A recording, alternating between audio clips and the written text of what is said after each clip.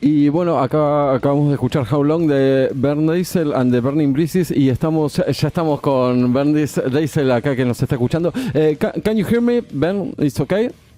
Yes, I can hear you. Can you hear me? Yes, of course, I can hear you. We are not. We are waiting for Manu. Maybe in some moment he's going to come into the interview, but for now it's only me. So we are live. We are going to start with the interview. So please tell us your full name. Where are you from, and how old are you? My name is VERN DAYSEL. From the band VERN DAYSEL and the Burning Breeze.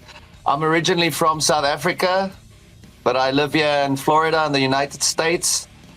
And I just turned 40, so 40. There we go. Okay, I'm too over 40, so no problem with that. And can you tell us which is your first memory of you listening to music? Oh wow, that's a difficult one. We always had music in the house. A lot of Queen, CCR, Elton John. So that's what I remember. I think that's why I like melodies and melodic choruses, you know. Okay, and can you tell us to us? I'm a metalhead. I love Metallica, Megadeth, and Sepultura. And when I was young, you have a black T-shirt. I have a black T-shirt. We are friends. So, yeah. see, and in your kind, when you were young, which kind of people do you met? To play and to listen to music. Well, my older brother was into metal, so. And he turned me on to especially Metallica. Metallica is my favorite band in the world. Wow. So my friends and I started listening to Metallica and a lot of Black Sabbath, Kiss. We went back, we went to the old stuff. While the other people our age were listening to more like new metal, like Korn, System of a Down, those kind of things. We were the old school kind of guys, See, this is a radio. We have the chance to meet people from all around the world, And can you tell us where does, in your case, the music came from? From radio, from MTV? MTV is really big all around the world, But it was only your big brother or friends and radio and TV? Maybe a little bit of MTV. We were lucky enough in South Africa to get the UK version of MTV. So we got like artists that's not necessarily famous in America. Now you ask someone about, for example, like Robbie Williams, and nobody in the States know who Robbie Williams is. But he was massive in South Africa and obviously Europe. So we were lucky to get that side of MTV, but the problem is MTV played a lot of pop stuff, which I wasn't into. We didn't really have a rock channel. So we had one radio station called 5FM. They still exist, but they don't play rock anymore. And they had a late night late night radio show. And my older brother would record the radio shows on a cassette, So that's how I discovered like Pantera and stuff, listening to that. Yes, it's kind of similar in, I'm from Buenos Aires, I'm living now in Catalonia, and Manu is still in Buenos Aires, but MTV, it was a closed channel, you have to pay, so it was not really big. In Buenos Aires, sí, but not in the rest of Argentina. And can you tell us music from Europe?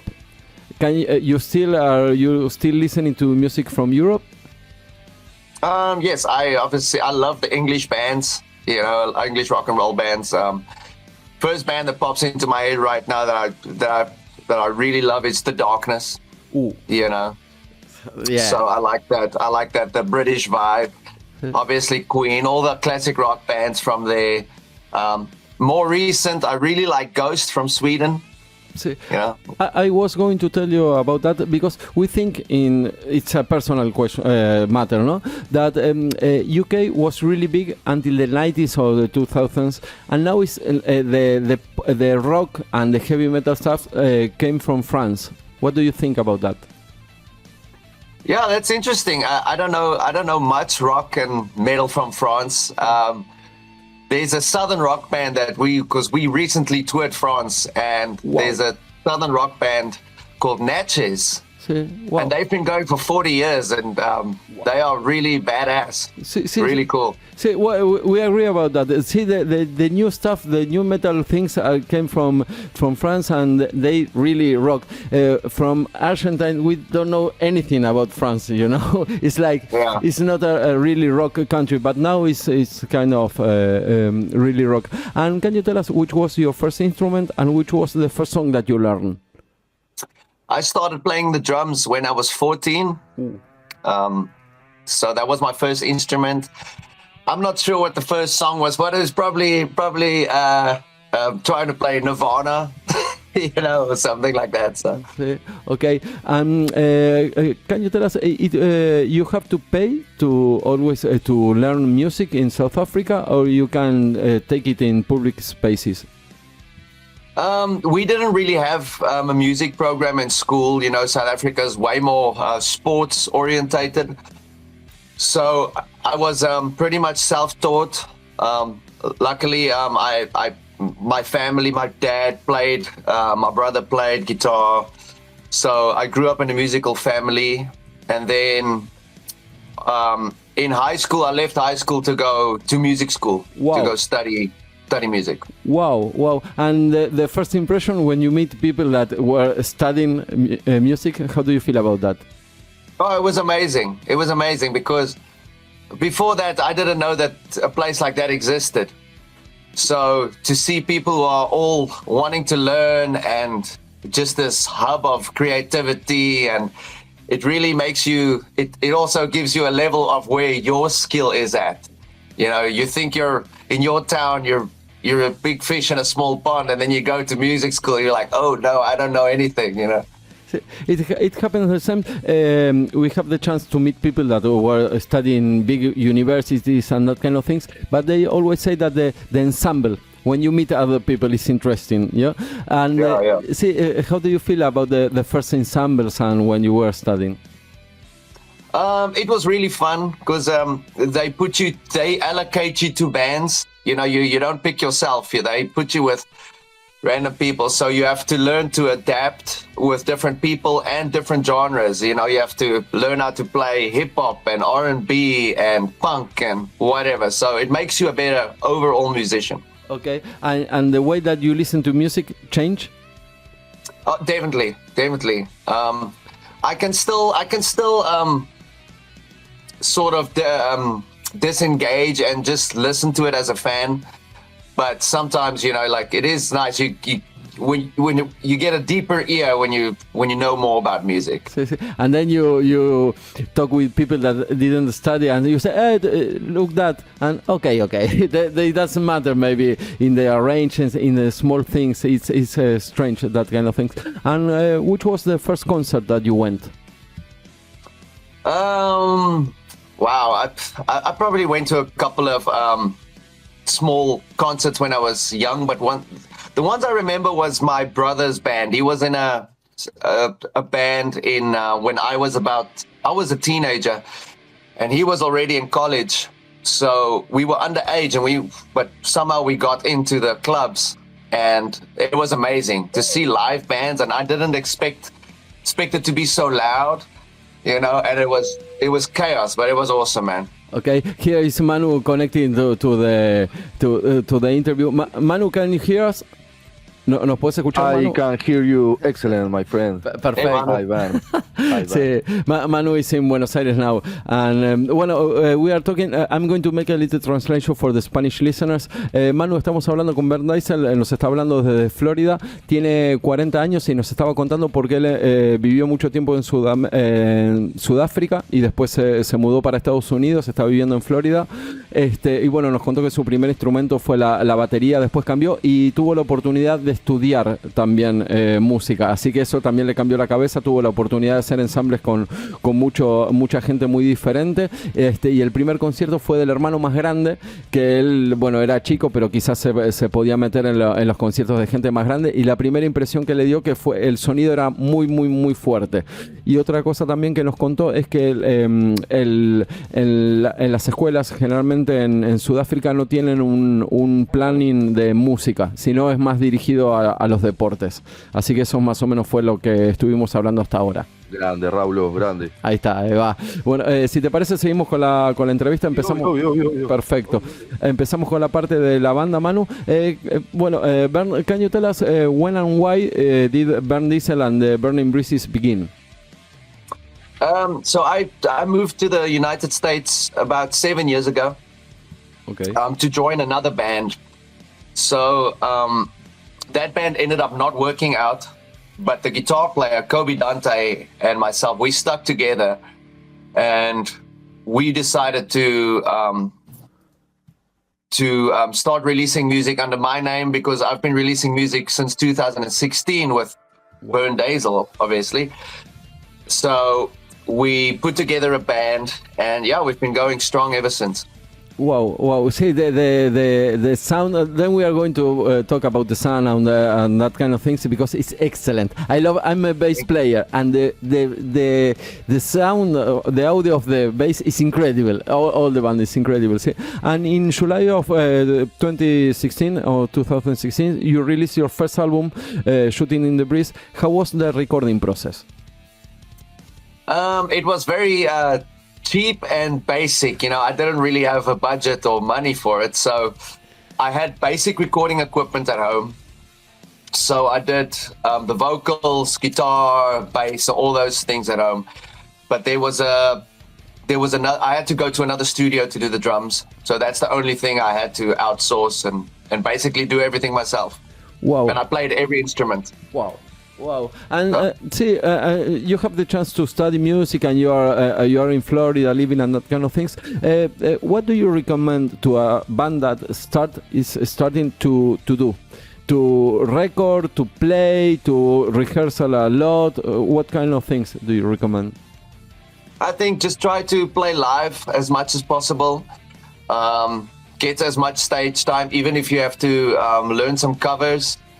You know, because that's the way I came up, is by doing 4-hour shows, a couple of nights a week, you know, and yeah. Wow. So it gives you a lot of stage time, makes you comfortable, makes you a better musician. So you think that this is a new question that we have? We have the chance to meet classical people, you know, and we think that classical people are really obsessed on playing, you know, and in that kind of the level, they can say, he's turning down, he's calm down. For my easy listening, you know, it's exactly the same, you know. But you think that it's okay to be obsessed in the way you play live, or it's more that for the recording process? I think it's good to have a level of obsession. You know, I'm pretty obsessed with how I play, and I'm practicing. But things are different when you play live. You can be really good in your bedroom, but when you get on stage, it's a whole different animal. And you know, it's really where you get exposed and where you get experience is at the live set. But it doesn't need to be perfect. You know, that's one thing I had to learn. I would beat myself up after a show. It's like, it wasn't perfect, but it's never going to be perfect, and that's what sets us apart from AI. So. Exactly. Then we are going to talk about that. See? And some weeks ago, you released your last single on YouTube. You know, pulling on the chain. Pulling on the chain. Sorry. You changed many things in the recording process, or it was in the same thing. A similar vibe. I've just got better equipment that I had 10 years ago, and better studios to work with. I went to there's a local one called Raincat Studios, where my drummer Paige, she recorded the drums over there. Everything else was in-house, and and I sent it to a very good mixing engineer in Chicago. Wow! And I think he did a good job. So yes, it's beautiful, the sound that you can create. See, sorry, the question. This is a really personal question. You know, I have the chance to play with girls, with females, or friends that were not men. It's for me, it was a complete different experience. The girls have a different energy. You know, for me. Yeah. What do you think about that? Yes, definitely. I've when I was doing a lot of cover bands back in the day, you had to work with female musicians and stuff, which is fine. So I guess it's never been an issue. I like the energy, and with Paige in the band, she's very easy to work with. You know, she toughs it out because we're 4 people in a small van. You know, she's the only girl with 3 guys, so it is. I can imagine that it can be a little weird sometimes. So, you know, for me, it's kind of personal. You know, the first time that I have the chance to be in a rehearsal room with a girl, I can't have eye contact with her. It was really strange. Sí, bueno, Manu, mi experiencia, my experience. Sí, because for me, every people is different, you know, and you can feel the energy, you know, that kind of things. Nothing strange. Sí, Manu, ¿alguna pregunta? Sí, vamos nomás. Sí. I love Keep It in the Red, that song. The live record you have on YouTube is excellent, and I wanna know about the live show, because your sound is very difficult to get with a low rehearsal, with no preparation. How do you manage that sound? And I wanna know if in your concert the people is young, because the sound you make looks so 70, you know, so 90. Yeah. So, how are the concert live from VERN DAYSEL and the Burning Breeze? Well, I think we've spent a lot of time together on stage with this band because we're used to doing, like I said, the 4-hour cover gigs and stuff. So we know each other really well. We don't really get time to rehearse, you know, so we have to, but we play a lot. You know, we play 4 hours, probably 3 times a week sometimes. So we get a lot of stage time together. And as it goes with the crowd, yes, we do attract a little bit of an older crowd, but it's nice to see the younger crowd also catching on to some rock and roll, you know, which is refreshing. See, I love that kind of things because you think Manu is a guitar player, I'm a bass player. You think that things are easy, you know? Things are, no, ahí está. That is the question, you know? The sound, the audio that you have is not easy to get. So we want to know about that, you know? You play a lot, but when you have to, I'm going to use this audio or this other audio, you fight or you don't fight? What do you think about that? I try to keep it very simple. You know, I try not to overthink about it. I just want to get stuff down and get ready to play. You know, I don't obsess too much about tones and stuff because I sort of have a sound that I like.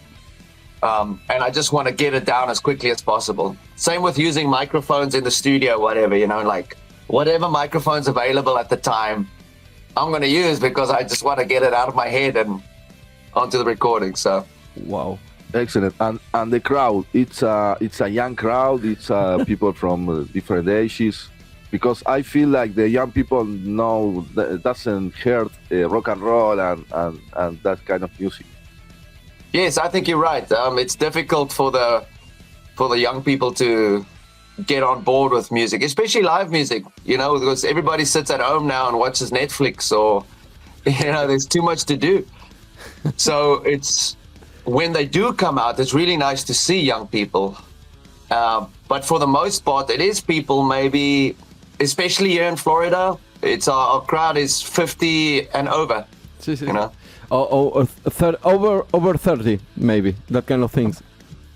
Sí, yeah, 50. Wow. Sí, we were talking about this for a long time, that new people, it's hard to get into music, you know, and the live experience, you know, that is because we make this kind of questions. Do you have any composition process? Usually, it starts with a guitar idea, maybe, you know, like a riff or something, or I've got like a vibe, like an atmosphere I want to create in my head. So I'm sitting right here. I've got my sticks. I've got my electric drum kit right next to me right here. So I can jump from the drums to the guitar to the bass really easily, and I try to figure out different combinations and bass lines and what works. And then sometimes the song will dictate what the lyrics should be, what the song is about.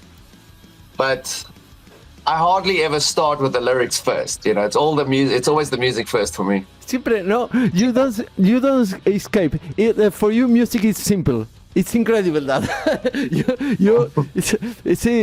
because I came from a punk, heart. So, but I think that is a difference. And Manu, le voy a hacer una pregunta porque Manu is a big fan of the Rolling Stones, and I think that it is a big difference between metal, rock and roll, Yeah. How do you feel about that, and which kind of music do you think that VERN DAYSEL and Burning Breezes make?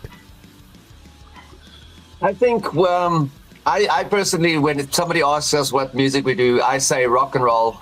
But a lot of people say we are Southern rock, but I think that's more, if you listen to the older stuff, it is definitely a little Southern rockier and more like Blackberry Smoke, Lynyrd Skynyrd, that kind of vibe. Claro. So with the newer music, it's maybe a little bit more to the rock side, the new music, from listening to a lot of Winery Dogs lately, so. Excelente, está tirando todos nombres, Manu, de bandas super rockeras, muy bueno. Muy bueno. Grand Funk Reload, Liner. Sí, muy bueno. We are happy to meet rock and roll people, It's great for us. Three more questions. Well, what do you think about artificial intelligence? Excuse me? The what? What do you think about artificial intelligence? I don't know. It's very difficult to navigate it because I hate it that they are making music with it and making fake bands, and I keep getting these ads on my YouTube about, just put this in the thing and then a song will come out about whatever, So that pisses me off because it's very difficult. It's like music comes easy to me, but it's still difficult. You know what I mean? It's a process. One song takes me maybe a couple of months sometimes years because I'm not ready to finish it. So it is a big process for me to do one song, where AI takes 5 minutes maybe, and so it is. And I've been doing some studio work where people get me to sing on their songs, just some vocal session work, and they send you AI songs, and that's why I said no, I don't want to do this anymore because I could clearly hear the song was written by AI. Perfect. See, you're a rock and roll guy. It's incredible. See, yeah. Perfecto. See. Can you tell us how do you feel about Florida actual music scene? It is as a working musician, you can make a living working if you play covers and stuff, but that's also the problem because there's not a big original scene here. It's mostly tribute bands and cover bands and stuff. So there's just not a big original scene here. So we have to go to Tennessee or Georgia, which is for me just to get out of state takes 8-hour drive. So big places. Wow. And can you tell us something about VERN DAYSEL and the Burning Breezes future plans? Well, we've got the next 2 months off. We're working on new music, trying to get this album finished that we're hopefully releasing beginning of next year. So we'll be doing another single probably in the next 2 months or something. And then in September, we're playing a couple of festivals in Memphis, Tennessee, and Alabama. So we're doing the South. And then, we see where the road takes us. And then, hopefully we can come to Europe next year. That's our goal.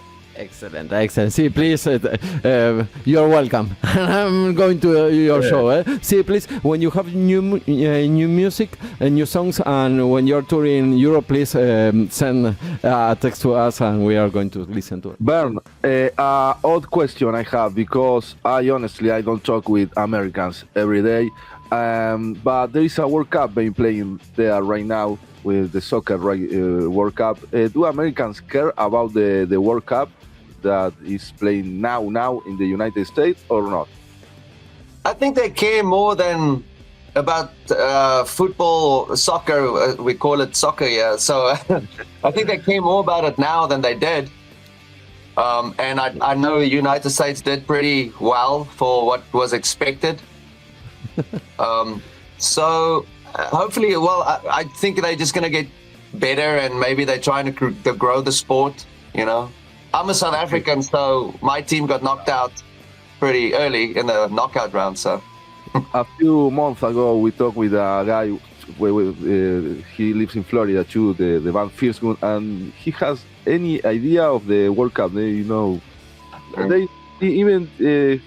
know who is Messi. Okay, weird question. So, no, pero buenísimo. Thanks. We are really happy to meet you, Vern. You are a really rock guy, and we like to meet people that loves rock and roll and loves music, you know. So that is important for us. Thank you for your time. Vern, just to finish the interview, we are going to play New Game. Excellent song. Sí, excellent song. Sí, muy buena, muy buena. Sí, the riff, sí, and the audio of the bass is incredible. Can you tell us? What did that song represent to you? So I've had that beginning riff. I've probably 15 years ago or something. I had a song with that similar riff, and it never got released or whatever. And I was, this last year, I've been listening to a lot of Avenged Sevenfold. So it's got that Hail to the King kind of vibe with the intro, you know? So that's sort of, I like, and the tempo and everything. And also we get a lot of comments with the Deep Purple influence. So I feel like it definitely Deep Purple influenced a little bit. Yeah, I'm proud of that song. That's one song it didn't take me long to write. I probably finished that one in a week, which doesn't happen that often. But that means it's good, I think. Yes. You know?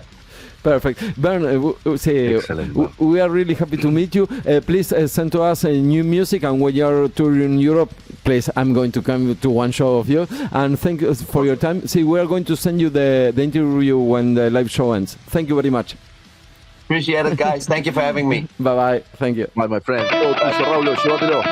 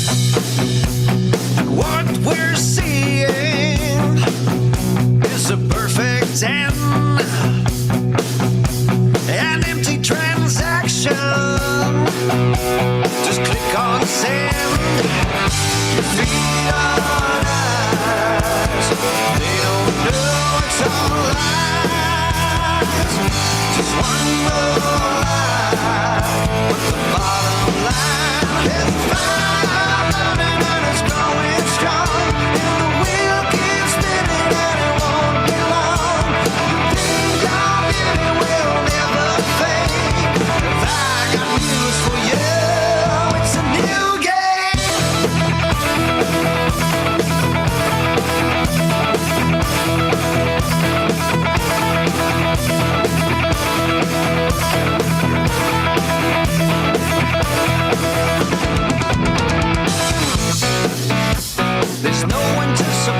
shine.